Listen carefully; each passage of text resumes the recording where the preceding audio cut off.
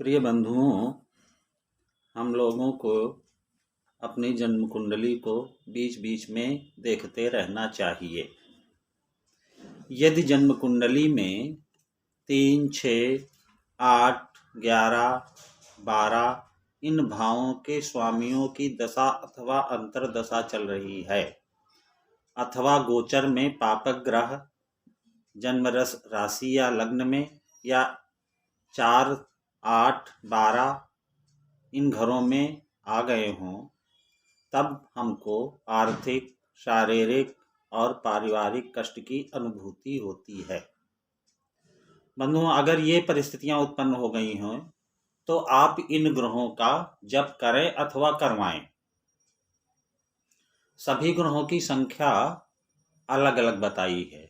सूर्य का जप 7000, चंद्रमा का 11000, मंगल का 10,000, बुध का 9,000, शुक्र का 16,000, शनि का 23,000, राहु का 18,000, केतु का 18,000, शुक्र का प्राय 16,000 ही किया जाता है। अब देखिए, मंत्र दो प्रकार के होते हैं। एक होते हैं तांत्रिक मंत्र। तांत्रिक मंत्रों में सबसे सरल जो मंत्र है वो हम आपको बता रहे हैं।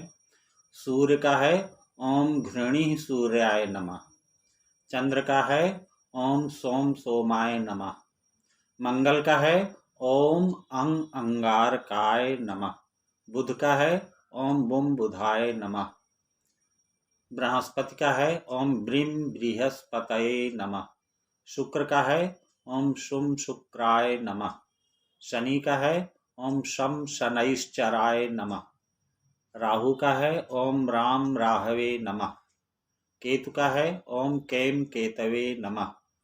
कुछ पुस्तकों में इन मंत्रों के आगे कुछ और बीज मंत्र जोड़ करके इस मंत्र को थोड़ा सा बड़ा बनाया गया है।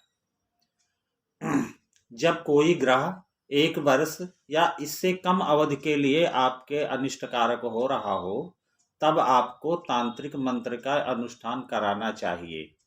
तांत्रिक मंत्र का अनुष्ठान अगर करेंगे तो उसका प्रभाव त्वरित रूप से आपके ऊपर पड़ेगा, किंतु 1 वर्ष पूरा होते होते वो प्रभाव समाप्त हो जाएगा, या तो फिर 1 वर्ष बाद फिर से करें। और जो वैदिक मंत्र हैं उनका अनुष्ठान अगर एक बार आप करेंगे तो जब तक वो दशा या अंतरदशा या गोचर में ग्रह के अरिष्टकारिक समय रहेगा, तब तक के लिए वो अनुष्ठान आपके ऊपर प्रभाव डालता रहेगा। इसका प्रभाव थोड़ा सा देर में आता है, लेकिन जो भी आता है स्थायी तौर पर आता है। अब हम ग्रहों के वैदिक मंत्र आपको बताने जा रहे हैं। सूर्य का है ओम आकृष्णेन रजसा वर्तमानो निवेशयन्नमृतं मर्त्यञ्च हिरण्येन सविता रथेना देवो याति भुवनानि पश्यन्।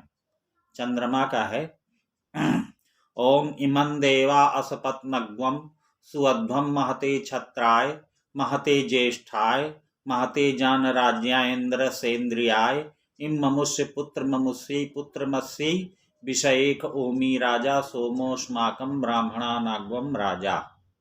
मंगल का है ओम अग्निर्मूर्धा दिवः ककुत्पतिः पृथिव्या अयम अपाग्वं रेताग्वं सी जिन्वति।